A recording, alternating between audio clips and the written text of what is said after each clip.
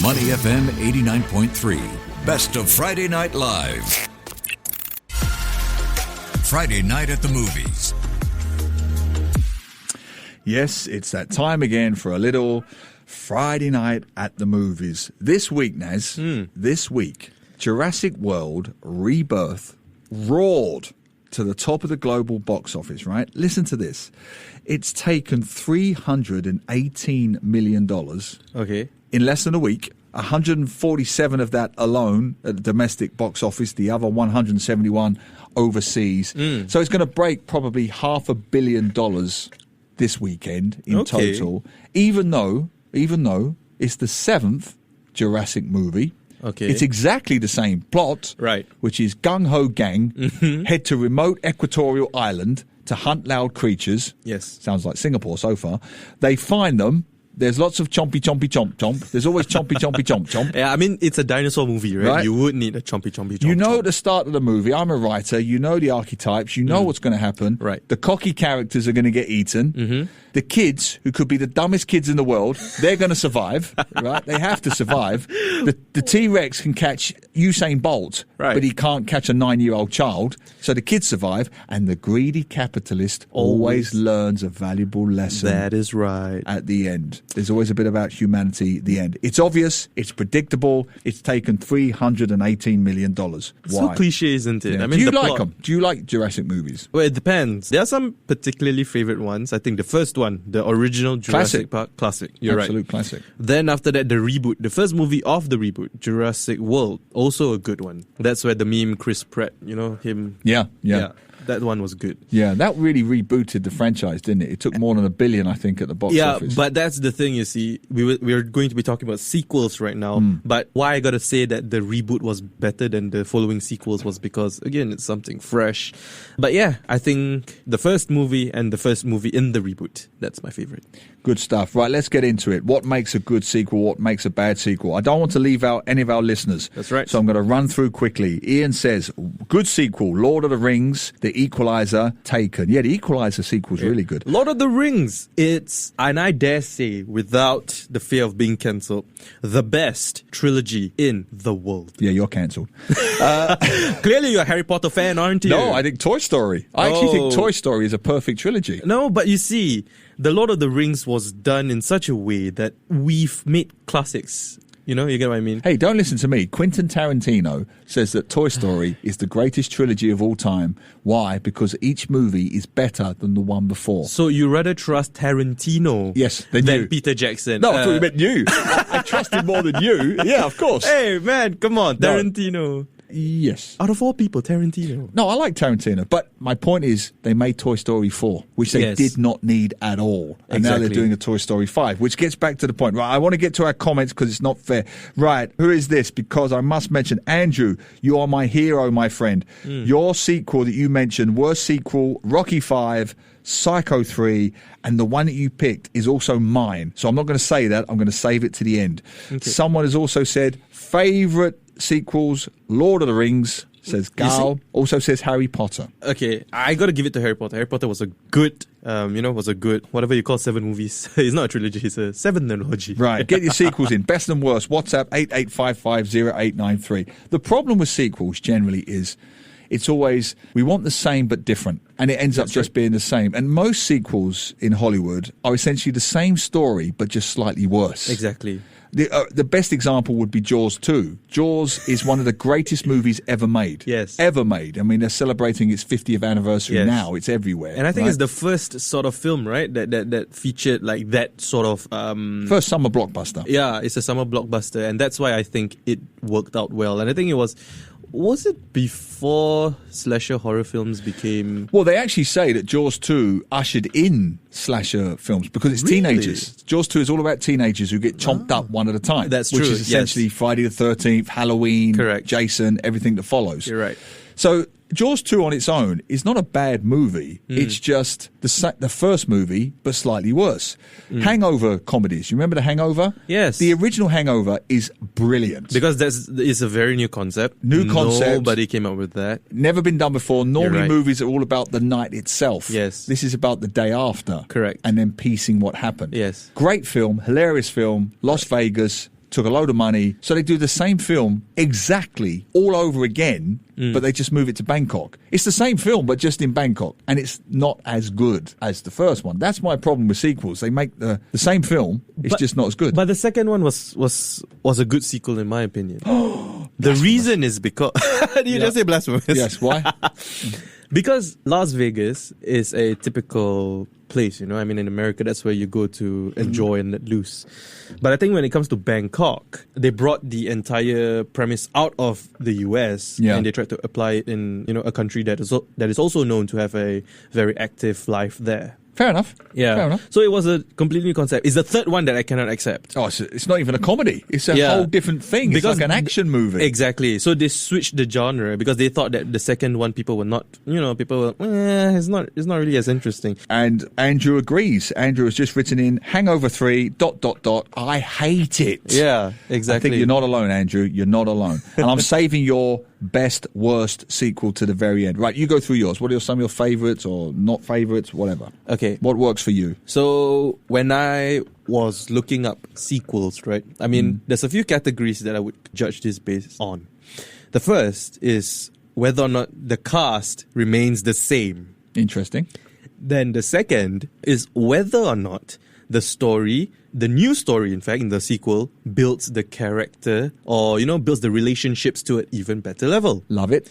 And the third one is whether or not the ending is satisfying. Because some movies, when they first make it, for a fact that it's going to be left on a cliffhanger because they are definitely going to do a sequel, as is the case of Lord of the Rings. But we all know that Lord of the Rings was filmed back to back, so that's why they did it as such. Yep.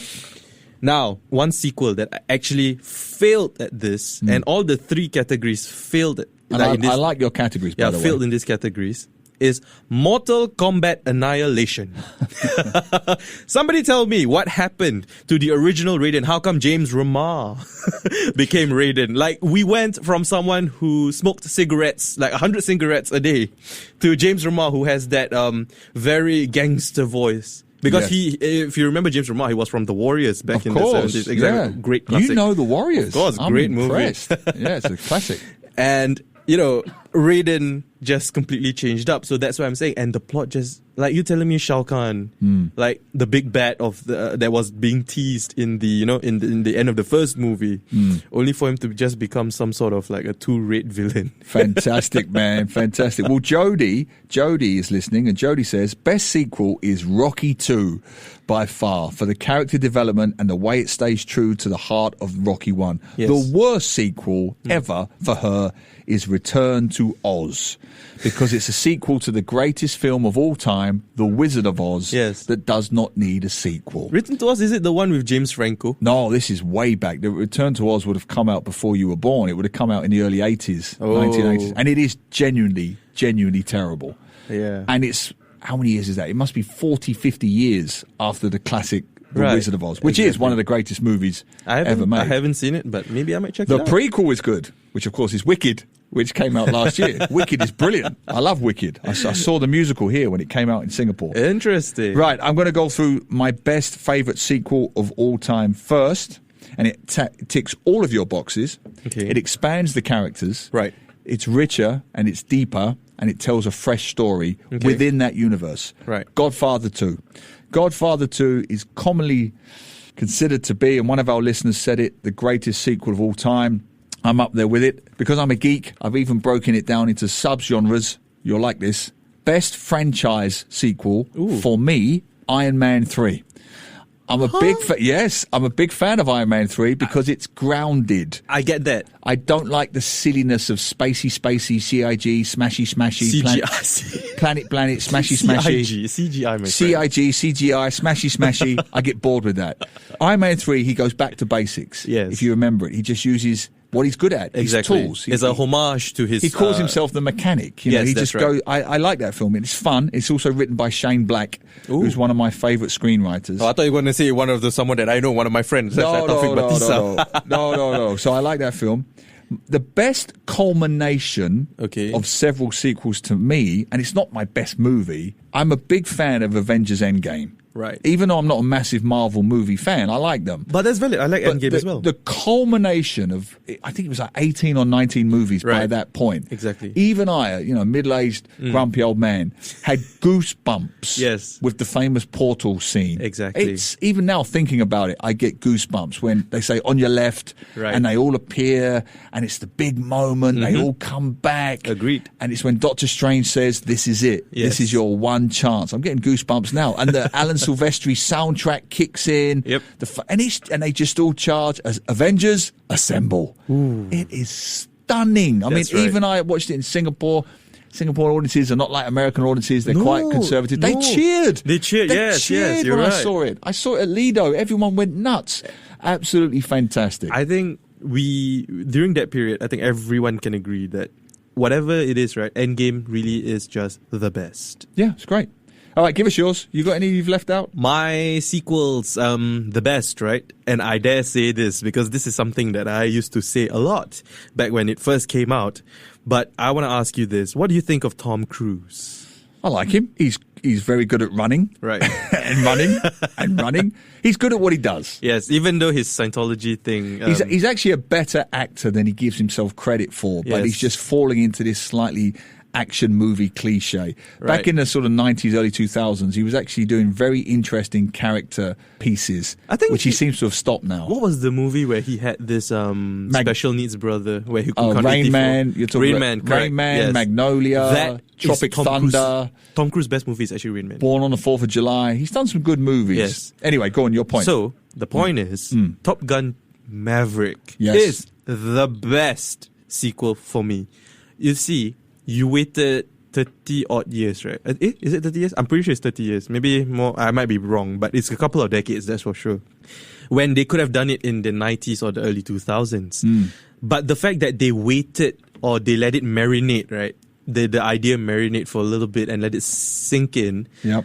Led to the culmination or the creation of the characters that we saw, Goose, and all the next gen of pilots in that show. Yep. And then obviously the return of Iceman. He's passed away. Already. Beautifully done. Yeah, Val Kilmer. Val Kilmer, that's right. And you see, when they do it right, Maverick did it right because it was a good tribute to the original. It wasn't, the nostalgia wasn't too heavy on it. And there's also some good growth for the new characters. So Tom Cruise reprised his role as Maverick, but he didn't overshadow the new characters. The young cast, yeah. Exactly. So that's why I'm saying the reason why Maverick was really good as a sequel, because it had all that balance in one film, and the payoff was waiting a couple of decades. Perfectly put, my friend. Let me finish with the worst sequel because it's so much fun. Oh. Andrew, if Jodie is still listening, Andrew remembers The Return to Oz. He said it's the one with the pumpkin head Oz. Terrible film. But Andrew has my favourite worst movie of all the time. What is it? Ladies and gentlemen, I give you Jaws. The Revenge. Have is you ever Jaws seen? 2, is it's it? 4. It's Jaws 4, right? I didn't know it got 4 movies. Right, listen to this. 'Cause younger listeners won't believe this. Right. So, in the original Jaws film, very Okay. briefly, Right. the police chief, Brody, kills the shark. That's all you need to know. Okay. Chief Brody kills the shark. Bang. In Jaws 4, Right. a descendant of that dead shark takes revenge on the Brody family years later. Right? So he chomps up the first son. Right. He only gets the arm of a second son. Oh my. So the widow of the police chief, because the police chief is already dead from a heart attack, she realizes, because she's got intuition, she realizes that this is personal between the family and the shark. Right. So she gets on a plane from Amity Island, which is meant to be on the east coast of America. Then she flies 2,000 miles. I'll say that again. She flies 2,000 miles to the Bahamas. Okay. When she gets there, the shark is waiting. Oh my. It swam from New York to the Bahamas in 3 days. That's wild. And it follows them to the Bahamas. And it stalks them. Now, firstly, if that was true, Okay. you would just move inland, wouldn't you? You'd go to Texas. Exactly. You wouldn't even go near the sea even. But she, knowing that this shark is targeting the family, she gets on a boat and the shark chases her, just her, Yeah. And eventually, you know the front of the boat, the bow? Right. There's a pointy wooden part of the bow. She Rams spears through the shark with it, and she takes her revenge. Ladies and gentlemen, That's crazy. I give you the worst, greatest sequel of all time, Jaws the Revenge. I didn't know that we are playing Friday Night Fibbing again. And that, my friends, was Friday Night at the Movies. To listen to more great interviews, download our podcasts at audio.sg or download the audio app. That's AWEDIO, audio at the App Store and Google Play.